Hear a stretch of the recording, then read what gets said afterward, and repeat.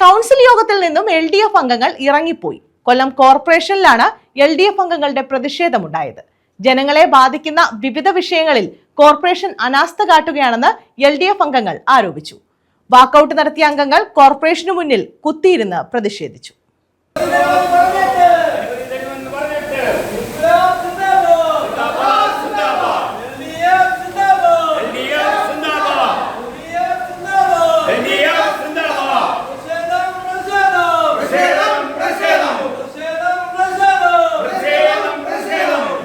പകർച്ചവ്യാധികളുടെ പിടിയിലായ കൊല്ലം ജില്ലയെ രക്ഷിക്കുക, മഴക്കാലപൂർവ്വ ശുചീകരണത്തിലെ പാളിച്ചകൾ പരിഹരിക്കുക, ഡിവിഷൻ തലത്തിൽ മഴക്കാലപൂർവ്വ ശുചീകരണത്തിന് നൽകാമെന്ന് പറഞ്ഞ തുക നൽകുന്നതിലെ വീഴ്ചയ്ക്ക് പരിഹാരം കാണുക, തെരുവുവിളക്ക് പരിപാലനത്തിലെ വീഴ്ച പരിഹരിക്കുക, നഗരത്തിലെ തെരുവുനായികളുടെ വിളയാട്ടത്തിന് അവസാനം ഉണ്ടാക്കുക, ABC പദ്ധതി പുനഃസ്ഥാപിക്കുക തുടങ്ങിയ ആവശ്യങ്ങൾ ഉന്നയിച്ചാണ് LDF കൗൺസിലർമാർ കൗൺസിൽ യോഗത്തിൽ നിന്ന് ഇറങ്ങിപ്പോയ അംഗങ്ങൾ കോർപ്പറേഷന് മുന്നിൽ കുത്തിയിരുന്ന് പ്രതിഷേധിച്ചു.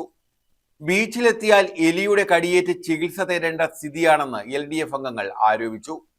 ആശ്രാമം മൈതാനത്ത് ശുചിമുറി മാലിന്യം തള്ളിയിട്ട് യാതൊരു നടപടിയും സ്വീകരിച്ചിട്ടില്ല. കാണേണ്ടവരെ കണ്ടാൽ എവിടെയും മാലിന്യം തള്ളാവുന്ന സ്ഥിതിയാണ് ഉള്ളതെന്നും ഇവർ കുറ്റപ്പെടുത്തി. അനധികൃത നിയമനവും തകൃതിയായി നടക്കുകയാണെന്ന് LDF ആരോപിച്ചു. പണം വാങ്ങി കോൺഗ്രസുകാരെ തിരികെ കയറ്റുകയാണ്. ഇതിനെതിരെ ശക്തമായ പ്രക്ഷോഭം സംഘടിപ്പിക്കും. മഴക്കാലപൂർവ്വ ശുചീകരണവുമായി ബന്ധപ്പെട്ട് കൗൺസിലർമാർക്ക് 1 ലക്ഷം രൂപ നൽകാമെന്ന് പറഞ്ഞെങ്കിലും നഗരം വെള്ളക്കെട്ടിലായിട്ടും ഇതുവരെ തുക നൽകിയിട്ടില്ല. കൗൺസിലിൽ തീരുമാനങ്ങൾ എടുക്കാതെ സ്വന്തം ഇഷ്ടപ്രകാരമാണ് ഭരണസമിതി തീരുമാനങ്ങൾ എടുക്കുന്നത്. കഴിഞ്ഞ ഭരണസമിതി നടപ്പാക്കിയ പ്രവർത്തികൾ തുടർന്നുകൊണ്ട് പോവുക മാത്രമാണ് 6 മാസമായിട്ടും പുതിയ ഭരണസമിതി ചെയ്യുന്നത്. മാലിന്യ നിർമ്മാർജ്ജനത്തിന് പുതിയ പദ്ധതികളൊന്നും നടപ്പാക്കിയിട്ടില്ല. തെരുവുവിളക്കുകൾ പ്രകാശിക്കുന്നില്ല. ആരോഗ്യ മേഖല ICUവിലാണ്. കോർപ്പറേഷൻ പരിധിയിൽ ഷിഗല്ല, ഡെങ്കി, മഞ്ഞപ്പിത്തം എന്നിവ പകരുന്നു.